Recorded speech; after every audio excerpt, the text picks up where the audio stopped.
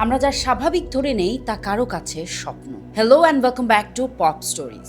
আজ আবার আমি আপনাদের শোনাতে যাচ্ছি একটি ভীষণ অনুপ্রেরণামূলক সত্য ঘটনা। আজকের ভিডিওর টপিকটা আমাদের হৃদয়ের খুব কাছের। আমাদের জীবনে সবসময় কিছু না কিছু চাই, নতুন ফোন, নতুন ল্যাপটপ, নতুন কনসোল কিংবা একটা ভালো চাকরি। কিন্তু যেগুলো আমাদের কাছে আগে থেকেই আছে সেগুলো আমরা প্রায় ফর গ্রান্টেড নিয়ে ফেলি। যেমন ইউটিউব দেখা, নিজের ইচ্ছে মতো কথা বলা, বাবা মার সাথে বসে কথা বলা, বা সবচেয়ে বড় কথা ফ্রিডম। কখনো ভেবে দেখেছেন যেটাকে আমরা স্বাভাবিক জীবন বলি সেটাই কারোর কাছে একটা অসম্ভব স্বপ্ন? আজ আমি আপনাদের এমন এক দেশের গল্প বলবো যেখানে আমাদের মতো নর্মাল জীবন কাটাতে গেলে মানুষকে নিজের জীবন বাজি রাখতে হয়। আর সেই দেশের নাম হলো নর্থ কোরিয়া। এই গল্পের নায়িকার নাম হলো লি হে সো। তার জন্ম 1980 সালের জানুয়ারি মাসে নর্থ কোরিয়ায়।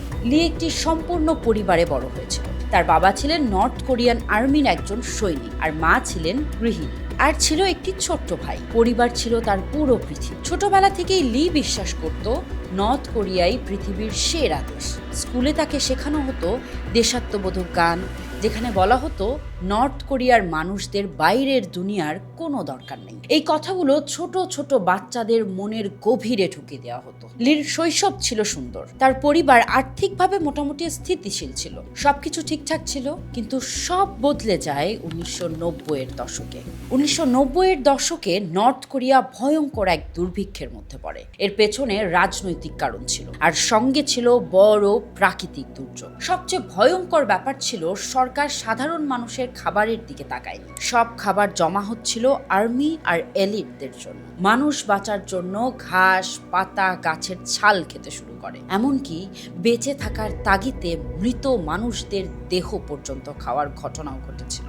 আনুমানিক 20 থেকে 30 লক্ষ মানুষ এই দুর্ভিক্ষে মারা যায়। এই সময়ে লির বাবাকে আর্মির হেফাজতে নেওয়া হয়। 2 সপ্তাহ পর তিনি ফিরে আসেন, কিন্তু মানুষটা আর আগের মতো ছিল না। কিছুদিন পর তার মৃত্যু হয়। সরকার এটাকে আত্মহত্যা বলে ঘোষণা করে। এই ঘটনায় প্রথমবার লিকে সরকার সম্পর্কে প্রশ্ন করতে বাধ্য করে। বাবার মৃত্যুর পর লি ও তার মা স্মাগলিং শুরু করেন। অবৈধ ডিভিডি, জিন্স আরো অনেক কিছু এগুলি বিক্রি করে বাঁচার চেষ্টা করেন। চীনের সীমান্ত এলাকায় থাকার কারণে লি প্রথমবার বাইরের দুনিয়ার ঝলক দেখে। 1997 সালে মাত্র 17 বছর বয়সে লি সিদ্ধান্ত নেয় সে পালাবে।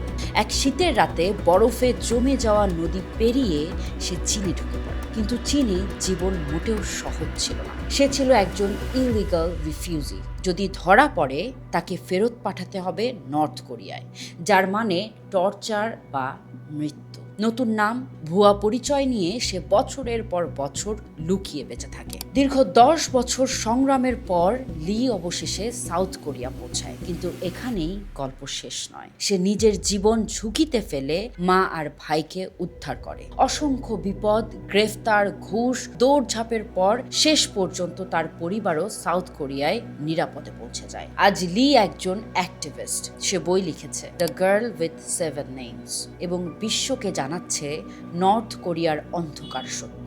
এই গল্পটা শুধু একটা পালানোর গল্প নয়, এটা আমাদের জন্য একটা ওয়েক আপ কল। আমরা যে স্বাধীনতা পেয়েছি সেটা একটা প্রিভিলেজ, কারণ পৃথিবীর কোথাও কোথাও মানুষ শুধু একটা সাধারণ জীবন পাওয়ার জন্য নিজের জীবন বাজি রাখে। তো কেমন লাগলো আপনাদের কমেন্টে জানান। এমন আরো ভিডিও পেতে পেজটি like, share, comment and follow করতে